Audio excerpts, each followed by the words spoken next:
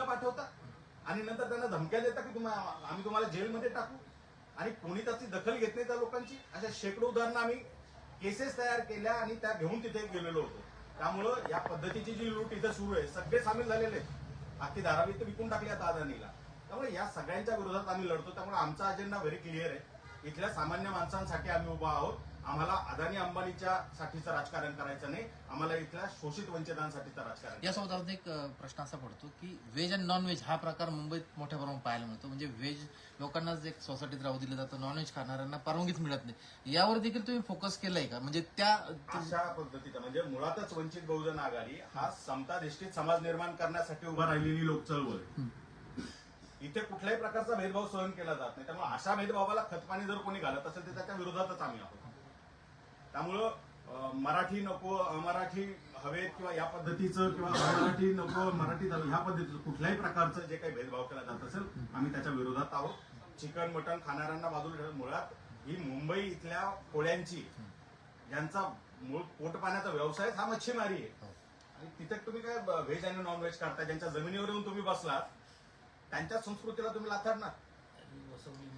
राष्ट्रवादी काँग्रेसने जाहीरनामा प्रसिद्ध केला, त्यामध्ये त्यांनी म्हटलंय की त्यात एक महत्वाचा मुद्दा आहे की पाण्याचं मीटर, ते मीटर लावणार. तुम्ही जो मुद्दा मांडला की भेदभाव केला जातो पाण्यासाठी, त्यांनी मीटर ही संकल्पना त्यांच्या मॅनिफेस्टोमध्ये आणलेली आहे. मीटर लावला किंवा मीटर नाही लावला तरी सुद्धा यांची मानसिकता जोपर्यंत बदलत नाही, प्रशासनात बसलेल्या आणि सत्तेत बसलेल्यांची, तोपर्यंत सर्वसामान्य माणसाला योग्य सुविधा मिळत नाही.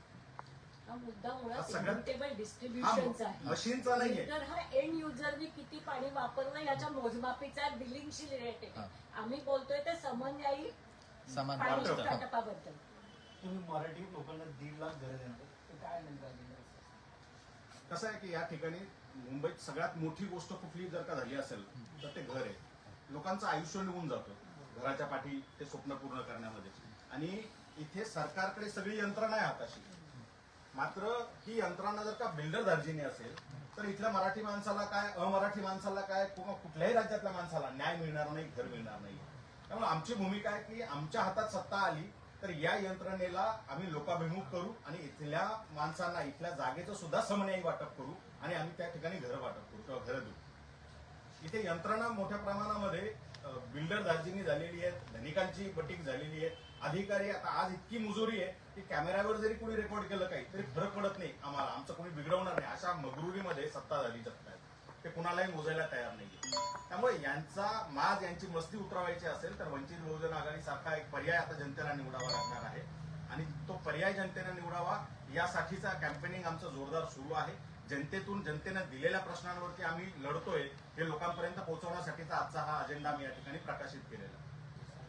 मुंबईमध्ये तुमच्या नेमक्या किती जागा आहेत? कारण तुम्ही 62 जागा मागितल्या, मात्र तेवढं पूर्ण लढत नाही. नाही, आता त्या बाबतीत खूप वेळा बोलून झालंय, पण मी तुम्हाला सांगतो आमचा फायनल आकडा आहे. वंचित बहुजन आघाडी ही 50 जागांवरती लढते. त्या 50 पैकी 45 जागा ज्या आहेत त्या काँग्रेस सोबत आघाडीतल्या आहेत. 5 जागा ज्या आहेत त्या मैत्रीपूर्ण लढतीच्या जागा आहेत. बाकी इतर ठिकाणी काँग्रेस लढतंय, त्या ठिकाणी काँग्रेस सोबत आम्ही काम करतोय. 50 जागांवरती वंचित बहुजन आघाडी लढते. परंतु एक संयुक्त पत्रकार परिषद मुंबई काँग्रेस सोबत होणार होती, ती काही झालेली दिसत नाहीये. काय या संयुक्त पत्रकार परिषदेत टिळक भवनमध्ये तर आघाडी जाहीर केली आम्ही. आता हे काम करायचे दिवस आहेत. पत्रकार परिषद घेत बसलो तर कसं होणार? त्यामुळे त्यांच्याकडनं त्यांच्या पद्धतीनं ते मीडियासोबत कम्युनिकेट करताय, आम्ही आमच्याकडनं करतोय. आज तुम्ही जर बघितलं असेल तर कुठलाही पक्ष अजून रस्त्यावर उतरलेला नाही. बाळासाहेबांच्या 7 सभा